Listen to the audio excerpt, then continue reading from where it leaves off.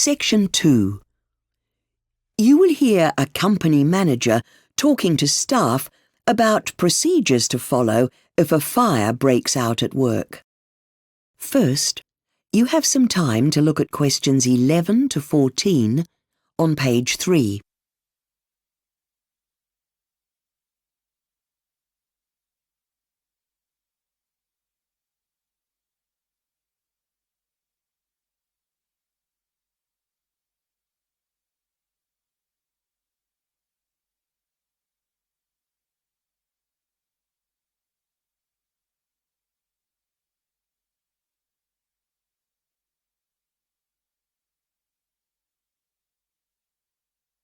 Now, listen carefully and answer questions 11 to 14. Hello, and thanks to everyone for being on time. The meeting will be fairly short and we'll only be looking at fire procedures.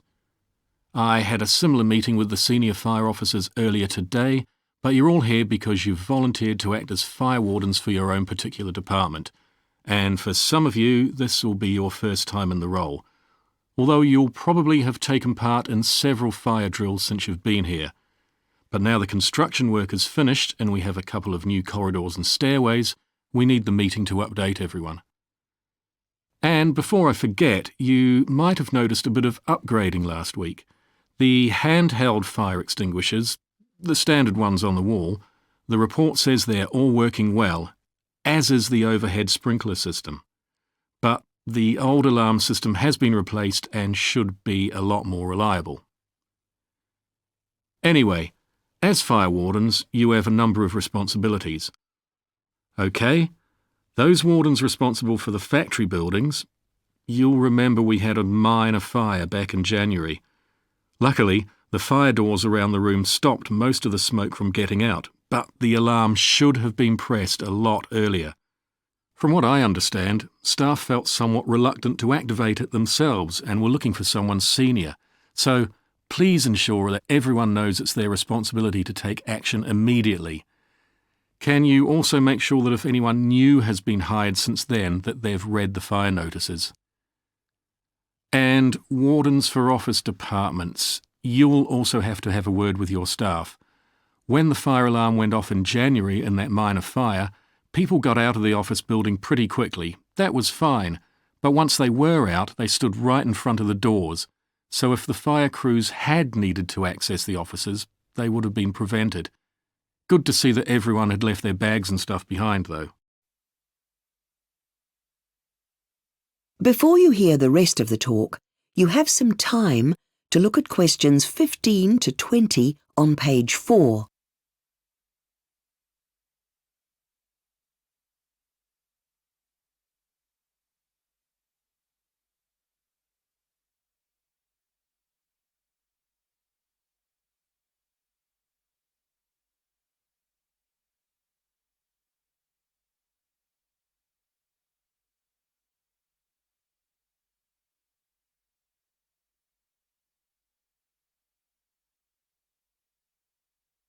Now listen and answer questions 15 to 20. OK, next on the agenda. There's a few aspects of fire safety that we need to go through with all you wardens. Firstly, we want to make sure that when we have the next fire drill, there's nothing blocking the way in the escape routes. No obstacles, I mean. So please have a look at that as soon as possible. We want to be able to get outside very quickly. One thing that should definitely be on your to-do list is making sure no one's locked the fire doors and that it's easy enough to get through them.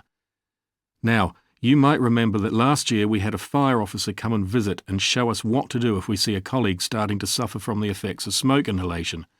Well, the same officer's coming back to lead another session. Another issue is how to handle the fire extinguishers.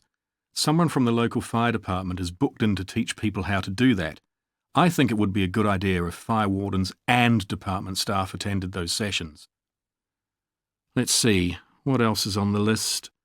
Oh yes, the evacuation points. The green area behind the main car park, the pavement on Hunter Street, and the unused area behind the factory car park. Fire wardens need to make sure all staff are familiar with these locations for evacuation, so please send out emails directly after the meeting. And the last point is to do with flammable liquids. I believe there have been a few concerns about where they were being stored in the warehouse, but that's been resolved now. However, if anyone has anything else to report, do let me know. That is the end of section 2. You now have half a minute to check your answers.